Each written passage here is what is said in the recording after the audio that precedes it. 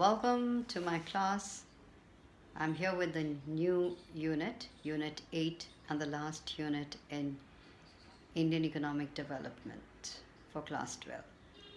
So this carries 6 marks. And remember, we just finished the Unit 7, that was Current Challenges Facing Indian Economy. And in that, time and again, I told you what are the challenges that Indian economy faced, and I'm not going to waste time. And that took up 22 marks, and this is what it is. Just go through this.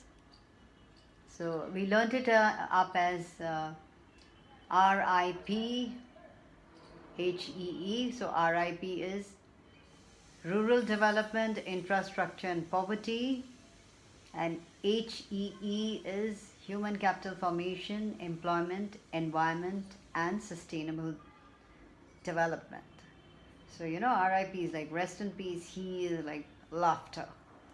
So he. So I hope you've learnt it. How many times I've repeated this over and over again. So based on this, again, Unit 8, I want you to see that. So we're going to do the development strategies adopted by our neighbors along with us, that is India, Pakistan. What was their development strategy? What was the development strategy of China? Then we will also talk about performances. We will judge a comparison of the performance on, say, 5 variables we've taken, say the GDP, then we'll talk about sectoral distribution, then talk about workforce, we'll talk about the demographic profile in each of these countries, and we'll also talk about the Human Development Index. And of course, we will be doing the critical evaluation. So just go through this. I think you can this helps you to make a mind map, sort of what are we going to really do. So it's unit number 8, Development Experience of India, with a comparison with neighbors. So we will take up first development strategies which we took up in India, Pakistan and China. We're going to study that. Then we are going to see the performance, the comparative performance of these 2 countries or 3 countries, India, Pakistan, China, in terms of these variables. Number 1, rate of growth, that is GDP, sectoral distribution of output, then also workforce. Then we'll talk about demographic profile.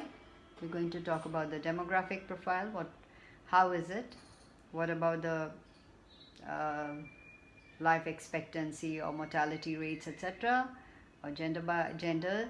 Then we'll also talk about the Human Development Index.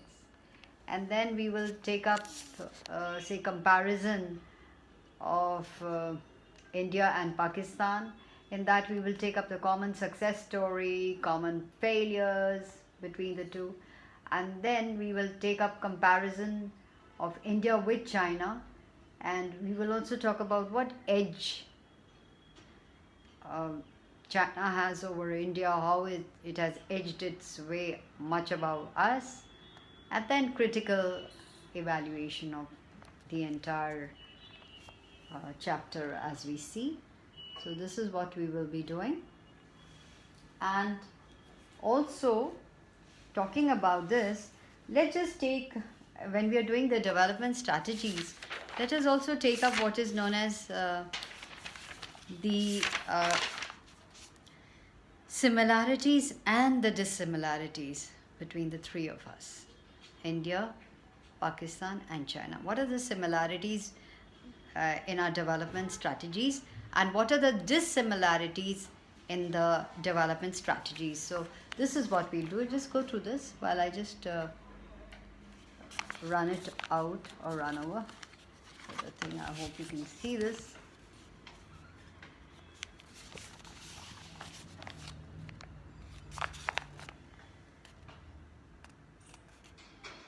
Got this writing.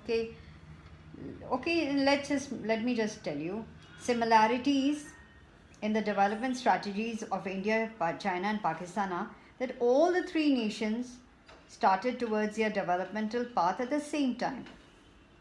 So India and Pakistan got independent in 1947, Republic of China was established in 1949.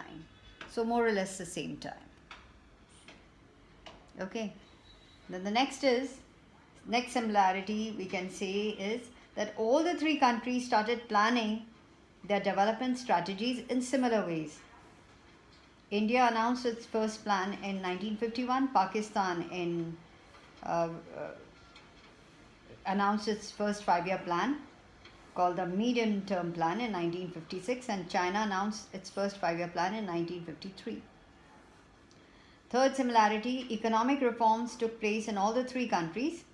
Reforms were started in India in 1991 at the behest of IMF, also Pakistan 1988, but they were also asked to follow these reforms by the IMF, World Bank. But China did it on its own, and that was in 1978. Now let's take the dissimilarities. The difference in the development strategies of the three countries are that India has the largest democracy of the world, Pakistan has authoritarian militarist political power structure, and China has a communist single party regime. Then both India and Pakistan took up mixed economy. They created a large public sector and planned to raise public expenditure on social development. On the other hand, let's take China. It followed the approach where the government has a central role in all decisions that are made, and the emphasis is on centralization.